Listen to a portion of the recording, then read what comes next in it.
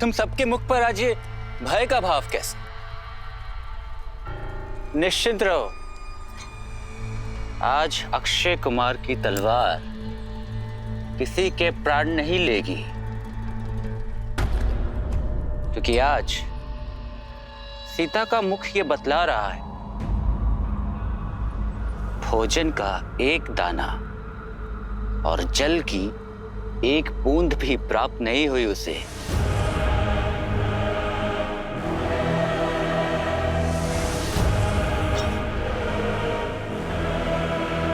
आज आंखों में क्रोध नहीं, करुणा लेकर आया।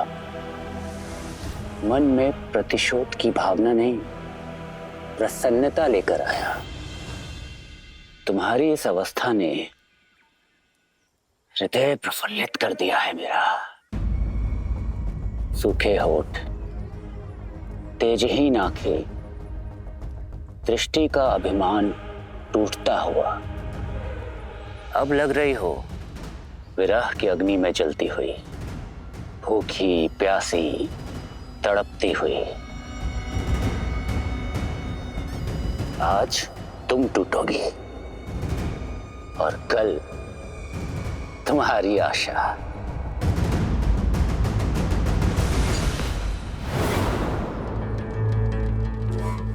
अरे ये स्वर कहां से आया? कहीं तुम्हारा वनवासी पति तो नहीं आ गया? तनिक मैं भी तो देखूं। अरे देखो देखो, कोई आ रहा है।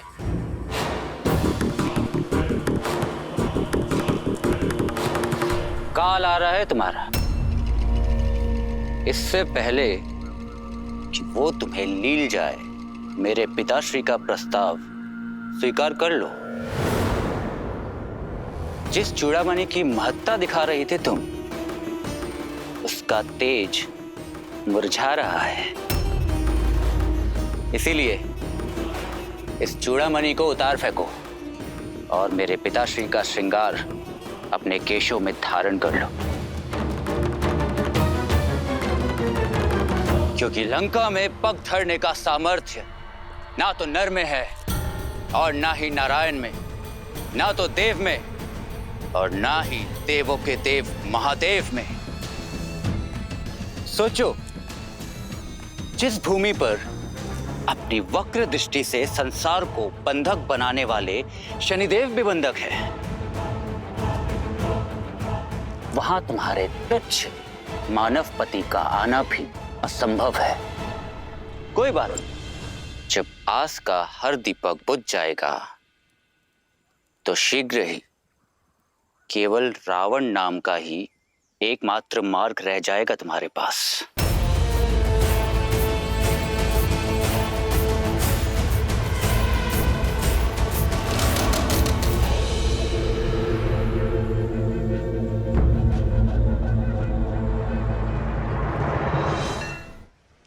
श्री राम के प्रति श्रद्धा और प्रेम की जिस डोर से बंधे हैं हनुमान, उसके सामने संसार के सभी सुख वैभव शून्य के समान।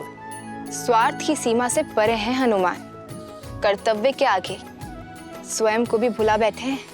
सत्य कहा आपने देवी। देखा जाए तो ये एक अत्यंत सूक्ष्म घटना है, परंतु इसमें छिपी सीख बहुत बड़ी है। संकल्प के मार्ग पर चलने वालों के सामने कई अड़चनें आती हैं, कई कठिनाइयां आती हैं। ऐसे में जिसने अपने मोह से मुक्ति पा ली, केवल वही सफलता पा सकता है। शत्रु के छल से लेकर प्रेम के बंधन तक सभी बेड़ियों को तोड़ना पड़ता है। जिसके मन में अपने स्वामी के लिए अपार श्रद्धा हो, जिसके परिश्रम में आलस्य ना हो, जिसे सुविधाओं का मोह ना हो, केवल वही है जो अपने लक्ष्य को प्राप्त कर सकता है। मैनाक के प्रेम पूर्वक निवेदन को हनुमान ने अस्वीकार अवश्य किया है, किंतु उन्हें आहत नहीं किया। हनुमान ने सिद्ध कर दिया, विद्यावान गुणी अति चातुर, राम काज करिबे को आतुर। परंतु ये तो हनुमान की यात्रा का आरंभ मात्र है। अभी तो और कई परीक्षाएं देना शेष है उनके लिए।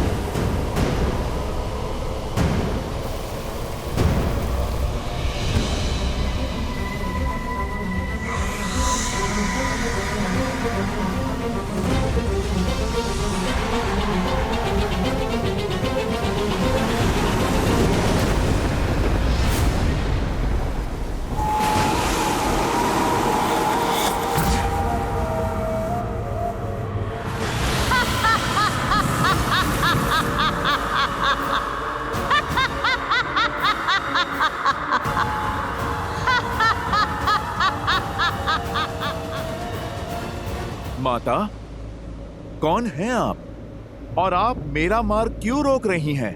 मेरा परिचय केवल इतना है कि मैं भूखी हूँ तुच्छ वानर, और तुम्हारा परिचय केवल इतना है कि तुम मेरा आहार हो।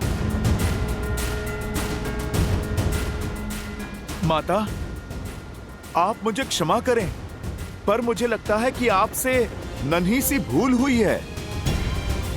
मैं आपका आहार नहीं, प्रभु श्री राम का भक्त हूं, जो अपने धर्म के मार्ग पर निकले हैं। माता, आप कृपा करके मुझे जाने दीजिए। मुझे वरदान प्राप्त है कि इस मार्ग से आहार पा सकूं। यहाँ से निकलने वाला हर जीव मेरा आहार है, और धर्म की दुहाई देते समय ये भूल गए कि भूखे की भूख शांत करना सबसे बड़ा धर्म है। तो तुम्हें मेरा आहार बनके मेरे मुख में प्रवेश करना होगा।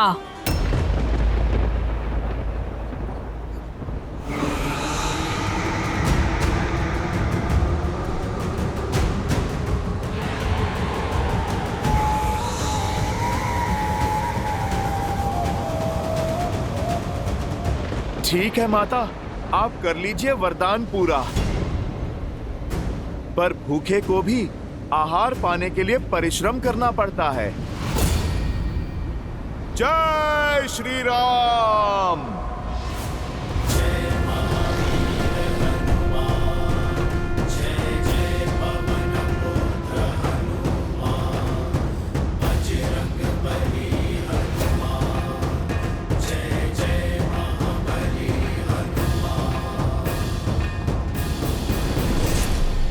मुझे माया दिखाते हो वानर?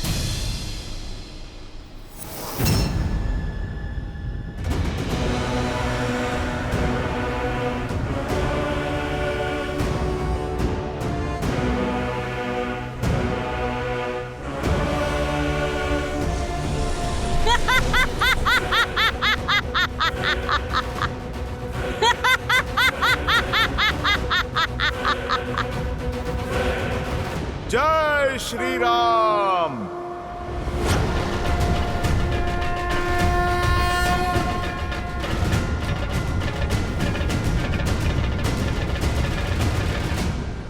जितना आकार बढ़ाओगे मेरे मुख का आकार भी उतना ही बढ़ जाएगा।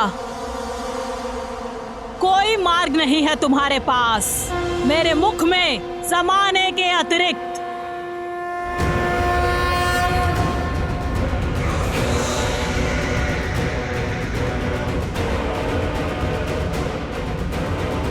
जैसी आपकी इच्छा माता।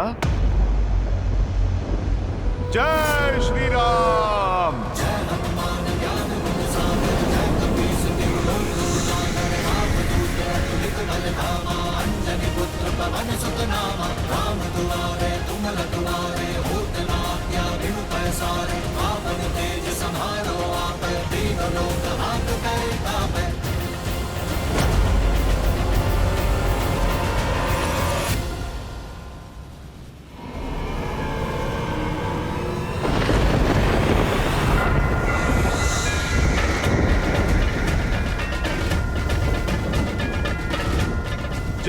जय श्री राम।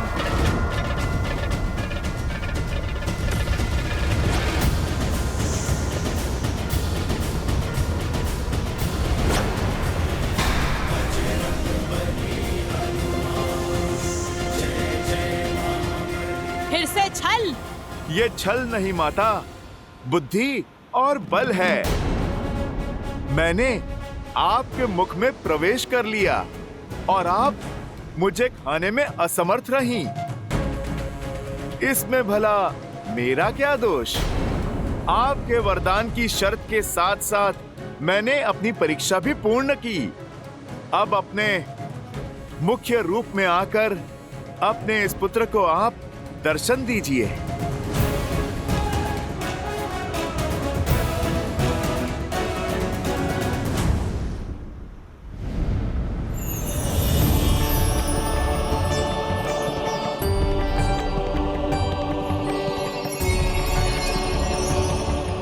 अति उत्तम हनुमान, मैं नाग माता सुरसा हूँ। इस सागर को मेरी आज्ञा के बिना कोई पार नहीं कर सकता। इसीलिए मैंने तुम्हारी परीक्षा ली और तुम अपनी परीक्षा में सफल हुए। अन्यथा तुम आगे नहीं जा सकते। तुमने सिद्ध कर दिया कि तुम बुद्धिमताम वरिष्ठम हो। आप मुझे आज्ञा दे माता, मुझे माता सीता को खोजना है। सदैव विजयी भव पुत्र। जाओ, सफलता तुम्हारी बाट जो रही है।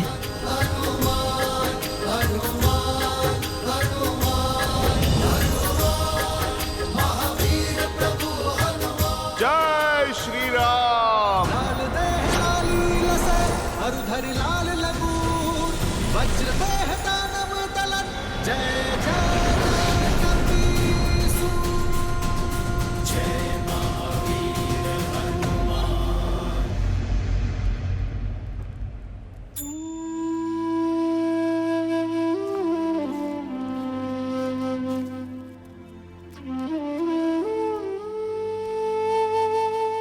बड़ी कठिनाई से ये जल लेकर आ पाई हूं।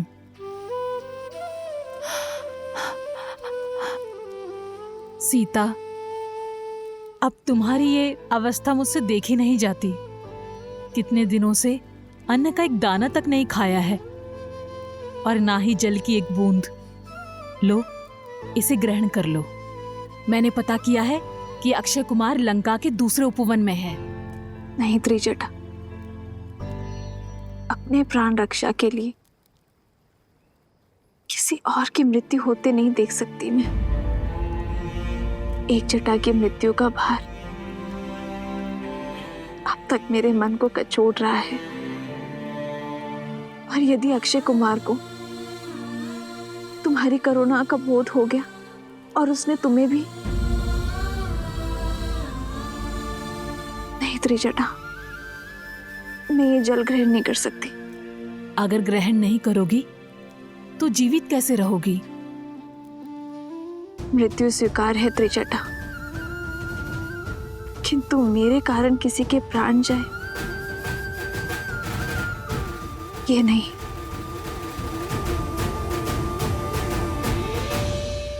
अपनी नियति महादेव के चरणों में सौंपी है मैंने। अब जैसा वो चाहे करे।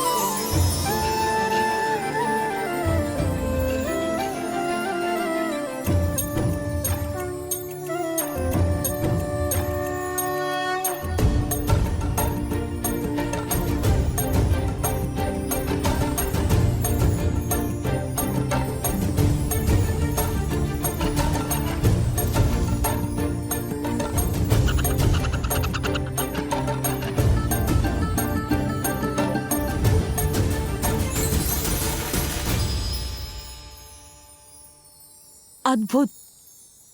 ये कैसा दृश्य है? स्वयं प्रकृति ने तुम्हारे लिए भोजन की व्यवस्था कर दी। तुम धन्य हो सीता।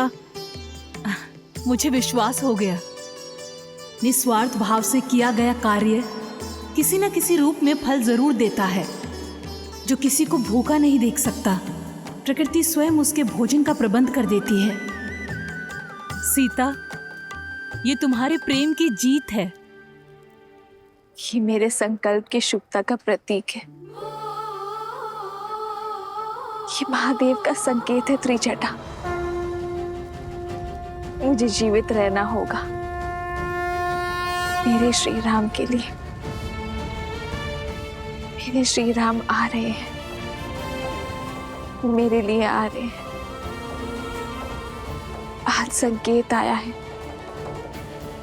शीघ्र ही संदेश भी आएगा त्रिजटा।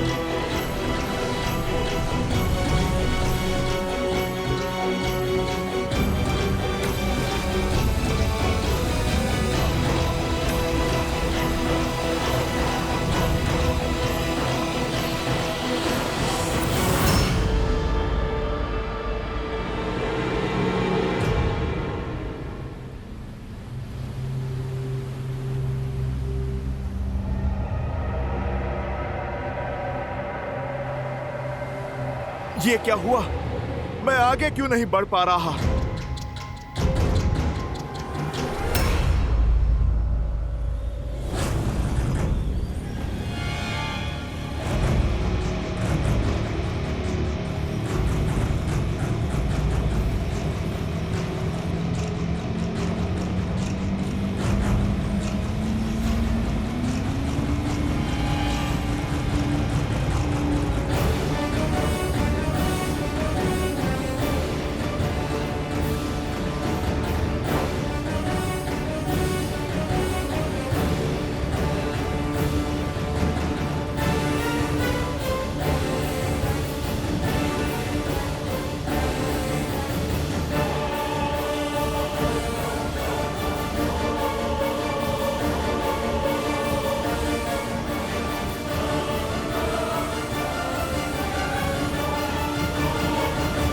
अब ये कौन सी बाधा है मेरे प्रभु राम?